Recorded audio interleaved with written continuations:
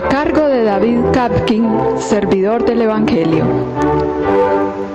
Una lectura y explicación de los textos bíblicos de la liturgia católica dominical.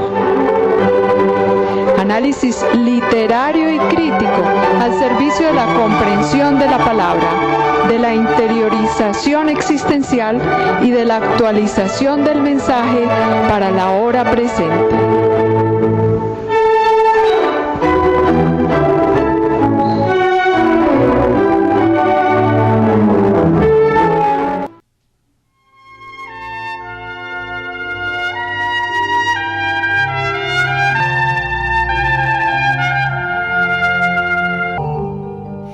Pues bien, es la realidad del Espíritu de Dios, el poder divino que se nos comunica por el Hijo.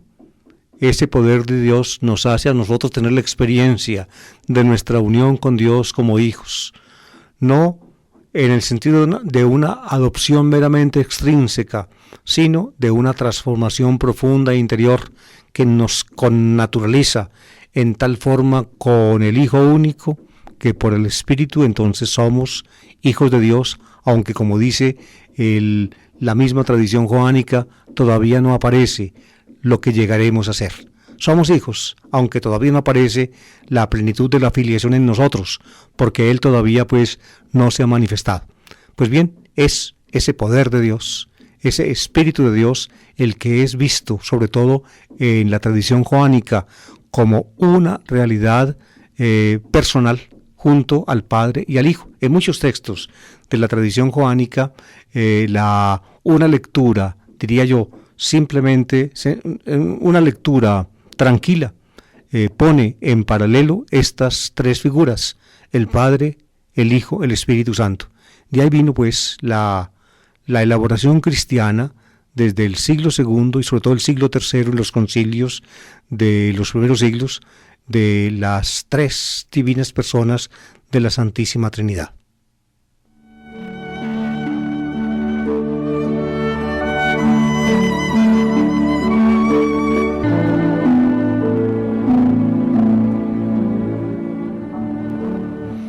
Me permito decirles esto, la expresión ya, diría yo, conceptual, tal como nos acostumbraron en la Iglesia Católica, la Santísima Trinidad, un solo Dios, tres personas distintas, un solo Dios verdadero, es evidentemente un intento de expresar lo divino con conceptos filosóficos humanos.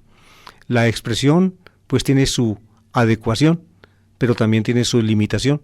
Es decir, finalmente, todo lenguaje humano sobre Dios, aún el mismo que llama a Dios Padre, el mismo que llama a Dios Hijo o Hijo de Dios, el mismo que concibe al Espíritu como la tercera persona después del Padre o el Hijo, o junto con el Padre y con el Hijo. En fin, todo ese lenguaje es simplemente analógico, es decir, se usa a partir de las experiencias humanas y de las elaboraciones humanas del lenguaje.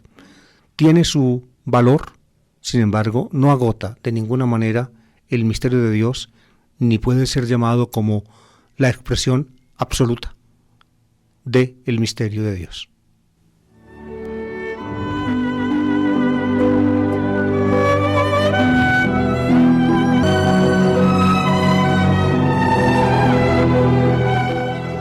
Y finalmente llegamos al texto evangélico de este domingo, que es la aparición de Jesús a los 12 discípulos o a los 11 discípulos en el monte de Galilea.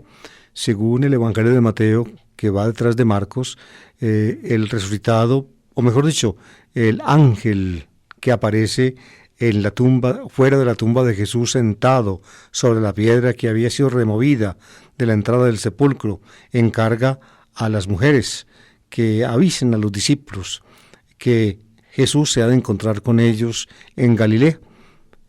Las mujeres les dan a los discípulos esa razón. Eso aparece en Mateo, en Marcos no lo hacen.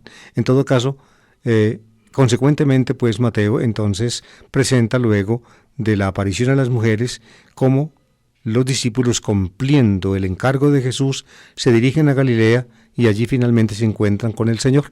Este es el digamos, el marco de los acontecimientos pascuales en el Evangelio de Mateo.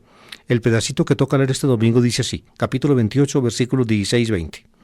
En aquel tiempo los 11 discípulos se fueron a Galilea, al monte que Jesús les había indicado. Al verlo ellos se postraron, pero algunos vacilaban. Acercándose a ellos Jesús les dijo, se me ha dado pleno poder en el cielo y en la tierra. Id y haced discípulos de todos los pueblos, bautizándolos en el nombre del Padre y del Hijo y del Espíritu Santo, y enseñándoles a guardar todo lo que yo os he mandado. Y sabed que yo estoy con vosotros todos los días hasta el fin del mundo.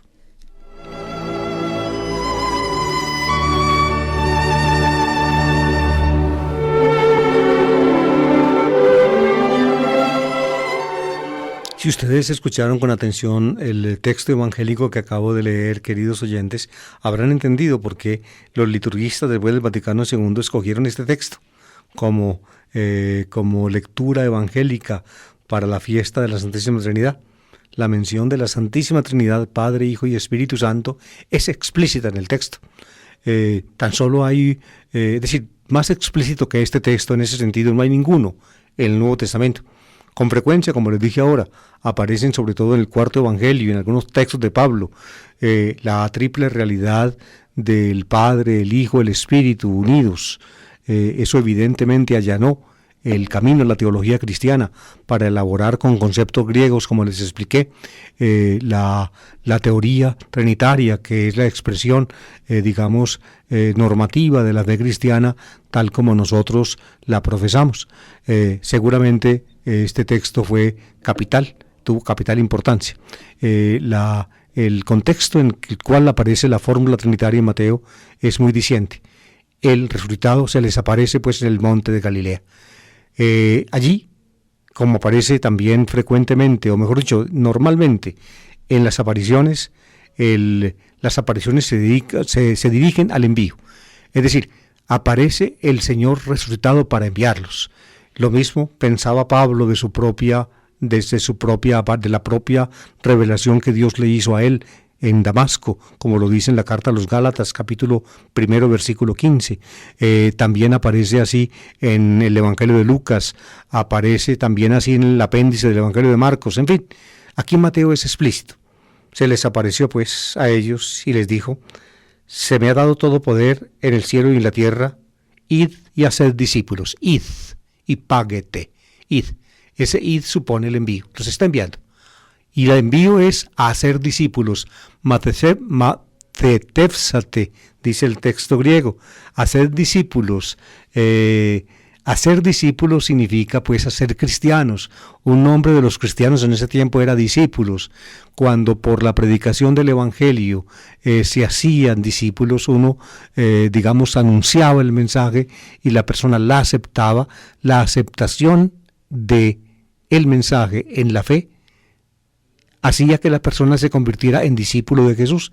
Y después hacer discípulos, matitefsate, panta ta etni, todos los pueblos.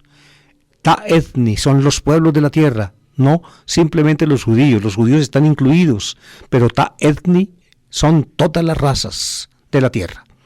La misión, por tanto, de los discípulos es llegar a la tierra entera, llegar a toda la humanidad. Ahora bien, cuando se llega a toda la humanidad y se la convierte en discípulos, ¿qué es lo que hay que hacer?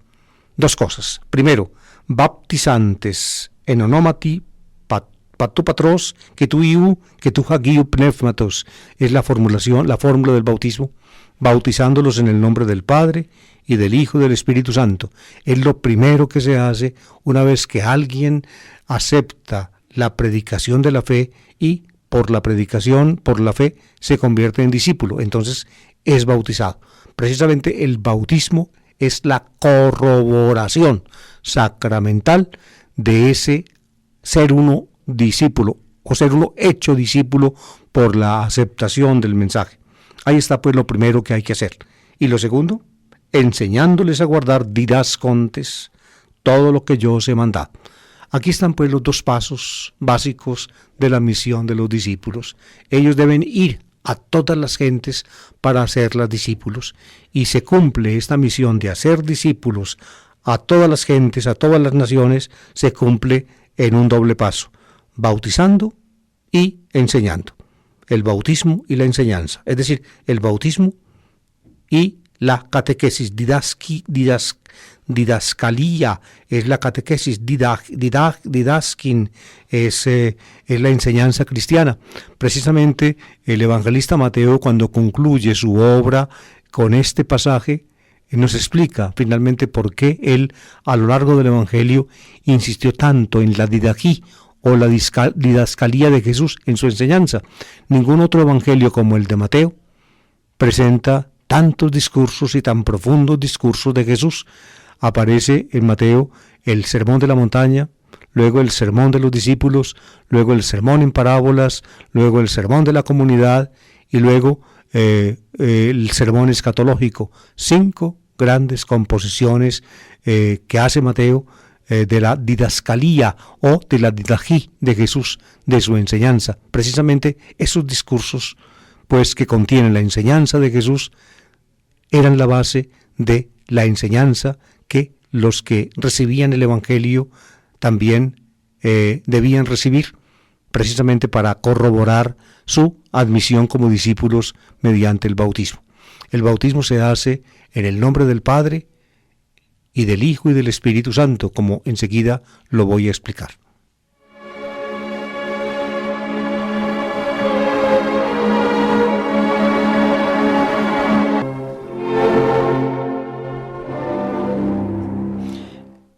Sabemos por testimonios más antiguos del Nuevo Testamento que la fórmula, presumiblemente la fórmula bautismal más antigua usada era el bautismo en el nombre del Señor, en el nombre del Señor o en el nombre de Jesús. Esa se usa más profusamente que esta fórmula triple o esta fórmula con triple elemento, el Padre, el Hijo y el Espíritu Santo. La fórmula con el triple elemento que hemos escuchado del Evangelio de Mateo aparece tal cual también en un escrito cristiano de comienzos del siglo II, es decir, un poco posterior, tal vez 10, 15 años posterior al Evangelio de Mateo, que se llama la Didaquí. Es un escrito de una comunidad de Siria que relacionada con los grupos en los cuales tuvo su origen el Evangelio de Mateo y se difundió.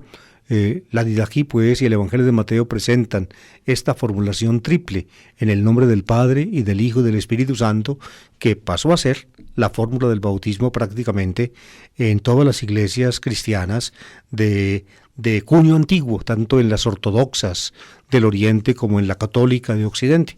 Y también pienso, creo que me tocó alguna vez asistir a un bautismo en la iglesia evangélica ahí cerca en Grefenberg, un pueblito cercano a Weißenohe, donde yo junto con un padre amigo de acá de Medellín pasamos vacaciones con mucha frecuencia, una familia inolvidable para nosotros. Pues bien, en Grefenberg me tocó alguna vez participar en un bautismo de una familia evangélica amiga que bautizaba a uno de sus hijos, también pues en el nombre del Padre y del Hijo y del Espíritu Santo. Pues bien, esta formulación con relación a la otra, a juicio mío, es secundaria. Es un punto de llegada del pensamiento cristiano del bautismo. Es interesante un pequeño detalle lingüístico que quizás sea un poco difícil de comprender para ustedes, pero trataré de que lo entiendan. Fíjense, en el texto griego se dice bautizándolos en el nombre del Padre y del Hijo y del Espíritu Santo, y en griego se dice así, is onoma tu patros que tu iu que tu hagiu pneumatos, is onoma. Onoma con is está en griego en acusativo, es decir, indica dirección, pertenencia, bautizándolos en el nombre del Padre, es decir, consagrándolos, dirigiéndolos, incorporándolos, poniéndolos bajo la influencia, o mejor dicho, sí, consagrándolos al Padre, al Hijo y al Espíritu Santo. La formulación latina con la cual, pues, yo y muchos de ustedes, bautizados hace ya antes del Concilio Vaticano II, cuando ya empezó el castellano, la formulación latina dice in nomine Patris et Filii et Spiritus Sancti, in nomine, con ablativo, Es decir, mientras que el griego usa la preposición is con acusativo, is onoma, el latín usa la preposición en con ablativo, que más bien indica situación, bautizándolos en el nombre del Padre, es decir, como metiéndolos allí, como ven, mientras que la formulación griega es dinámica e indica proyección, la formulación latina es estática e indica permanencia. Ambas formulaciones tienen su sentido, pero ciertamente la más original es la formulación con acusativo, is onomatu patros, que tu hagiu pneummatos, que es la del griego.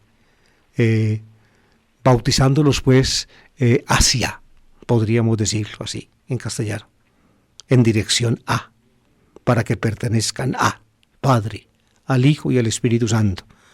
Vivimos pues nosotros ya bajo la égida de Dios. Estamos entroncados en lo divino. La formulación triple, donde el Espíritu Santo ocupa el tercer lugar, diría yo, es invertida en la concepción griega de la salvación, cuando se nos explica, digamos, con mucha profundidad, que finalmente la realidad divina que se pone en contacto directamente con nosotros es el Espíritu. Nos es enviado el Espíritu de parte de Dios. ¿Para qué? Para ser configurados al Hijo único, y en el Hijo único, configurados pues en Jesucristo, lleguemos entonces al Padre, que es la meta, el punto final del dinamismo de la salvación. En el nombre del Padre, y del Hijo, y del Espíritu Santo, para que el Espíritu Santo nos transforme en hijos, y por tanto entonces todos como hijos, y por ende como hermanos, tengamos a Dios como Padre.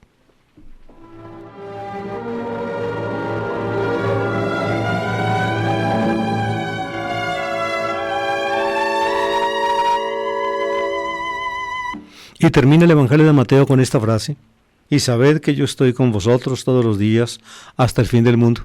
Mientras que el Evangelio de Lucas y también el apéndice de Marcos terminan con la ascensión al cielo.